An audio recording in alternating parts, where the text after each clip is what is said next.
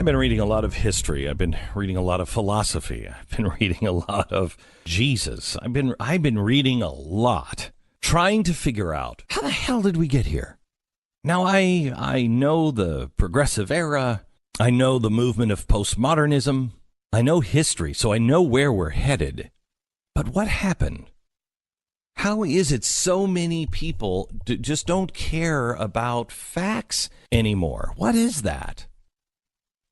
I believe we have come to the end of the Enlightenment. The Enlightenment was a period in the 1700s that was the death of religion and the death of the king. It was the death of people ruling over other people because people had an opportunity to read, to think, to pray, to read their Bible, to listen to science. They said, no more nonsense. No more people telling me I am your king because God told me I was your king. Well, I can't sense that. I can't feel that. I can't taste that. I can't see it, hear it, smell it. I'm not going to buy into that because it's nonsense. And so we put an end to nonsense and we came to common sense. There is something in all of us called common sense. And we're going to base our lives on common sense and the search for truth. Being right isn't the important thing. The actual search for truth is the important thing. And we're not going to take the truth handed down to us from some king, from some priest. We're going to find it ourselves. That was the Enlightenment. Fix reason firmly in her seat. And question with boldness even the very existence of God, for if there be a God, he must surely rather honest questions over blindfolded fear. Tell me the last time you saw an honest question come out of somebody on TV. Tell me the last time you saw an honest question being uttered by a politician. I mean, when I say honest question, I mean one where the person is actually seeking the truth and it could change their mind. They're willing to ask a question where if the person on the other side has a really great answer, they might say, I don't know. I've never thought of it that way. I can't respond to that right now. I might have to get back to you. When's the last time you saw that? That's the spirit of the Enlightenment. That is what set America apart. But we have replaced our churches with our parties, with our ideological dogma. We have replaced our church and our God with the planet and global warming. Fix reason firmly in her seat. Is global warming happening? Well, it was for a while because I can read a thermometer. 0.7 degrees in the last 100 years. So is global warming happening? Well, it was. Yes. Now, no. Will it start again? Maybe. Do I believe in global warming? Let me check the thermometers. It's pretty easy. Do I believe that it's man-made? I don't know. My reason tells me that you can't just trash the sky and the water and the forests and the land and everything. Just trash it. And everything's going to be great. So, yeah, I think man does affect the planet. Does he affect it enough with CO2, something that trees breathe? Something that plants breathe? I don't know. Maybe. I don't think so. I've seen the science. You can make a case. I think you can make a stronger case the other way. $14 trillion. To fight it. Does any of it work? No. If you believe in CO2, well then common sense would say that you need to stop eating all animals. Stop eating farm animals. If you stop eating beef, you will do more to help, quote, the planet than getting rid of all of the cars and everything else combined. It is the biggest factor. So if you fix reason firmly in her seat, I'll have a conversation with somebody who believes in global warming. I'm going to have a hard time if it's your religion. But if you're open to a rational conversation and you're a vegetarian, a vegan, I'm cool. Okay, at least you're consistent. Now, let's have a discussion. But I will not listen to somebody who has burger breath and telling me that we are 5 years away from not being able to turn things around. You should be going after the meat industry, not the car industry, if that's what you believe. Let's try this one. If you believe that we have to stop children from picking up sticks and pretending that it's a gun, that we must stop. In fact, you've gone so far to classify finger guns, which all kids have played with forever, that we have to fix our society because we are teaching our kids to be violent with the Class 2 look-alike firearm. That is now in the code book as a finger gun. You know, like you used to as a kid. That's a Class 2 look-alike finger gun. Okay, all right. You believe that that is so dangerous that our kids are pointing their fingers at one another, that teaches them to be violent. Well, I don't believe that, but I am with you. If you are leading the way in Hollywood to stop all violence in movies, because certainly if a kid points his finger with a finger gun, that's training him. Certainly watching all that violence with big, impressive stars has got to be doing something. And God forbid, Hollywood, let's talk about gaming.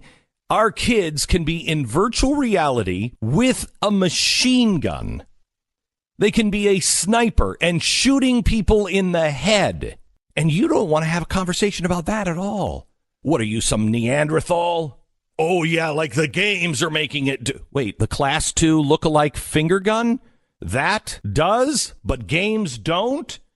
I can't have a conversation with you. I cannot have a conversation with you. This is the problem. There are two Americas, and it is not left and right. It is those who are willing to engage in logical conversation and actual thinking, and those who want to do Common Core. 2 + 2 = 5, if you can show me how you got there. You want to ban all guns. Let's think this through. We're the only country on earth that has the right to bear arms in the Constitution. So to get all guns taken away, to get ARs have been around since Vietnam. Why is it that all of a sudden we're having shooting with AR? Why are ARs a problem now? They weren't a problem in the 70s, but they are suddenly now. If you fix reason firmly in her seat, that will tell you something has changed within us, not the gun. However, you want to take away all guns. That will take you possibly a civil war, but it will take you years to get that done. But you want to make sure that we never have this problem in school again. Okay, well then we probably shouldn't start with the guns. We can talk about that as long as we fix reason firmly in her seat. But are you aware that out of all of the mass shootings since 1950, all of them, only 2 have happened in a place where people can carry guns? 98.9% of all mass shootings in America have happened in a gun-free zone. That should tell you something. How about this one? I don't want my kids living in a prison. Well, I don't want my kids living in a prison either. Well, that's what it'll be if you have armed guards around our schools. A prison? I don't know. I've gone to a football game recently. They practically gave me an anal cavity search. It's a football game. I didn't feel like I was living in a prison. I go travel at the airport. That's pretty intense. I don't feel like the airport is a prison. I feel it's nonsense, but I don't feel like it's a prison. I go to mega churches. Mega churches have security everywhere, armed personnel. I don't feel like that's a prison. I go to a concert. They check my wife's bag. I walk through a metal detector. I'm wanted. I don't feel like the concert is a prison. I go to a bank. There's armed guards there, cameras everywhere, alarm systems. I don't feel like I'm in a prison. I feel like I'm in a bank. Why is it we protect everything? We make sure you're wanted for everything. But God forbid we do that to protect our children. Is the stuff in a bank worth more than your child? Is a concert a higher priority to protect than our children in schools everywhere across the country? I'm just trying to figure out what we're actually trying to accomplish here, because I don't think we're actually trying to accomplish anything except win. That's it. We're not actually trying to solve a problem. Both sides just want to be right. That's it. They just want to make sure that we get guns off the street because they're right. No, I don't think that's been decided except for you in your mass, in your church service, wherever you hold that strange, I hate the Second Amendment church service, wherever you hold that ceremony, that's what you've decided. Now, I don't know if we can pull you out of your church long enough to fix reason firmly in her seat. But the problem with our country is that we have officially unpegged ourselves from the first principle of making this system, this grand American experiment, that man can rule himself. We have unpegged, we have drawn up the anchor, and we have pulled out of the port of reason. It is the Enlightenment that gave this experiment breath. It gave it life. Man cannot rule himself without reason. We're better than this. We know these things to be self-evident. We have just put on jerseys. I will tell you what I've told the NRA since the day I joined them. I don't join clubs. I don't join groups. The only two groups that I think I belong to, my church, and I question all the time. I'm in trouble all the time because I question all the time. Good.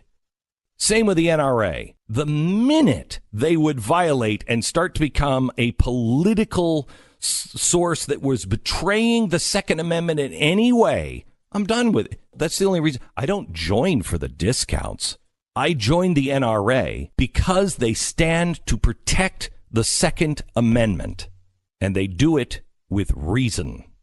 The problem is our society has unpegged from reason.